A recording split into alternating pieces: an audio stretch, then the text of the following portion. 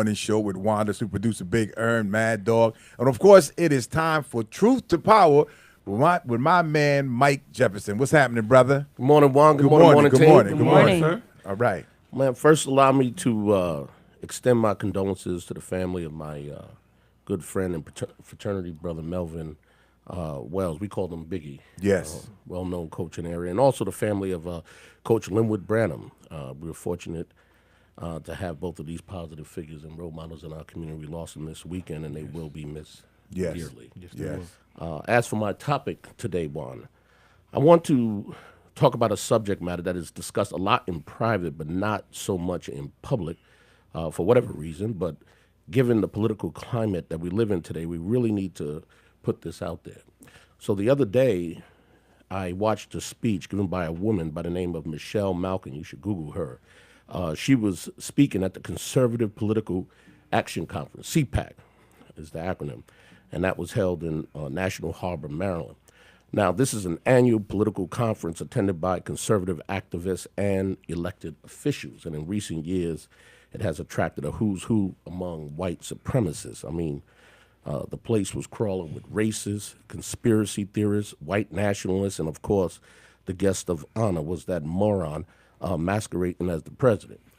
But just a bit of insight into Michelle Malkin. She wrote a book called In Defense of Internment, a very racist book that justifies the forced removal and internment of over 100,000 people of Japanese ancestry in this country during World War II. And mind you, 70% of those who were placed in these concentration camps were, in fact, American citizens. And remember, America at the time was at war with Germany and Italy, but they didn't lock up Joe DiMaggio or those of Italian descent or German descent. Right.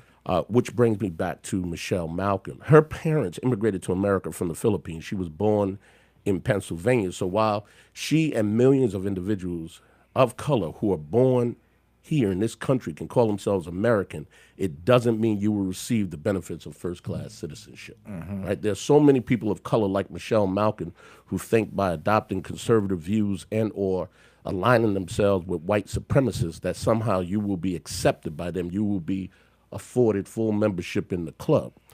And if you believe that, you're a fool. Let us be clear. America sees color. Those in the dominant culture are afforded privilege based on the fact that they are white, period. And no matter how much bootlicking, shucking, and jiving and head scratching you do, if you are a person of color, and especially if you're black, you will never gain full membership in the club. America simply isn't structured like that. The foundation of the republic was not created to work like that one. Not from the beginning. This is why it made no sense for Lynn Patton, a black woman who works at the Department for Housing and Urban Development, to allow herself to be used by Representative Mark Meadows during the Michael Cohen hearing, if you recall, on Capitol Hill to refute Cohen's testimony that Trump is in fact a racist. Trump is a racist, and we didn't need Cohen's testimony to prove it. Trump's history is well documented. But Lynn Patton allowed herself to be used as a prop by the same man, this is Representative Mark Meadows out of North Carolina, who said in 2012 that President Obama should be sent back to Kenya. Yes. Right? So who... On video. On video. So who was she trying to get? And to convince. And let me get this straight. Because Lynn Patton worked for the Trump family in whatever role she performed, clerk, errand girl, mammy, whatever role she performed, we supposed to believe that the man who said the Central Park Five should be put to death and refused to retract the statement even after they were proven innocent.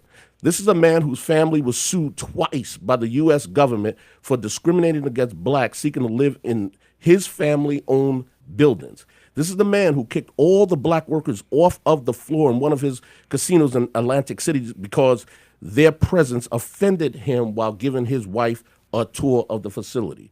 This is the man who repeatedly uses horrific and disparaging language when talking about blacks and Latinos and the countries they're from. So because Lynn Patton, a black woman, worked for this man, Donald Trump, we supposed to believe he's not a racist. And finally, I have to say this about Representative Elijah Cummings, a black man out of Maryland who chairs the Oversight Committee, one of the most powerful committees in Congress, and a committee that held these hearings featuring Michael Cohen.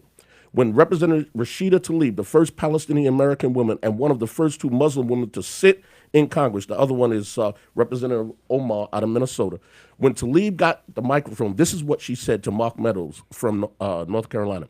And I quote, "Just because someone has a person of color, a black person working for them, does not mean they aren't racist," unquote. She went on to say, and I quote, "And it is insensitive, the fact that someone would actually use a prop, a black woman in this chamber, in this committee, is alone racist in itself," unquote. Now, Meadows got shook, and the crocodile tears started flowing. Then Cummings jumps into, and I'm being nice here, Juan, de-escalate the situation, calling Meadows, quote, "one of my best friends," unquote, and saying that he didn't believe Tlaib was calling him a racist. Cummings asked Tlaib for clarity. And I thought, quite frankly, Tlaib was very clear. Here's the thing.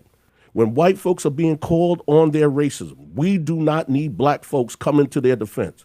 Why are we providing comfort to a man who said we should send the first black president back to Kenya? Did you come to Obama's defense, Mr. Cummings? Which is what I should ask, or we should ask Mr. Cummings. Why do some of us feel so compelled, Juan, to run interference for members of the dominant culture and not for our own? I'm going to close by saying this, morning team. If we are to advance as a people, we must neutralize the foot shuffling, knee buckling, foxhole retreating, we sick massa mentality that consumes far too many of us, and especially those who seek to lead us. Drop Boom, the mic. Mic drop. Boom. Truth to power. I don't even know. Listen, I can't even add nothing. Nothing to be said. Nothing to be said. My Boom. brother, thank you so much, man. Thank you for having me. Yes, Juan. brother. You know, and I gotta say this, right? The civil rights movement continues, and we just finished talking about Emmett Till. We just talked about that earlier. Woo. All right, Jay-Z and Will Smith. Will Smith, are bringing that back out, and and we talked about how, in fact, that was kind of like the event that really pushed the civil rights movement up front, right? But hey, we got it right now.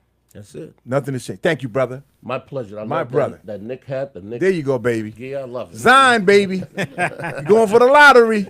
Keep it right here. Excuse me, miss. Here we go. Jay-Z.